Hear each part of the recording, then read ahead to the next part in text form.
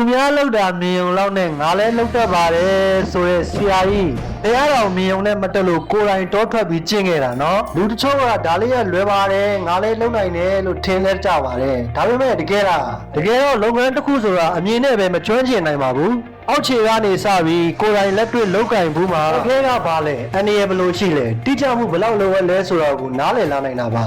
မြင်တာနဲ့လုံနိုင်မယ်ဆိုရင်ဒီလောကမှာလူတိုင်းကိုယ့်ဘာသာအိမ်ဆောက်နေကြမယ်လူတိုင်းကိုယ့်ဘာသာဝယ်တင်လုပ်နေကြမယ်လူတိုင်းကိုယ့်ဘာသာဆက်ပြင်နေကြမယ်ဒါပေမဲ့မဖြစ်နိုင်ပါဘူးဝန်းကျင်မှုဆိုတာအချိန်ယူပြီးလေ့လာရတယ်အမားလုံရင်သင်ယူရတယ်လက်တွေ့အတွေ့အကြုံနဲ့တိဆောက်ရတာပါ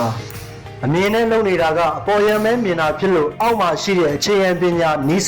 နစ်တကျလုပ်ပုံလုပ်နည်းတွေကိုတော့မမြင်နိုင်ပါဘူးဒါကြောင့်တကယ်ကျွမ်းကျင်ခြင်းအောက်ခြေကနေစပါသင်ယူပါလက်တွေ့လုပ်ပါအချိန်ပေးပါအမြင်နဲ့မဟုတ်ပဲအတွေ့အကြုံနဲ့ရတဲ့ကျွမ်းကျင်မှုကသာရေရှည်တည်တံ့အောင်မြင်မှုကိုပေးနိုင်ပါတယ်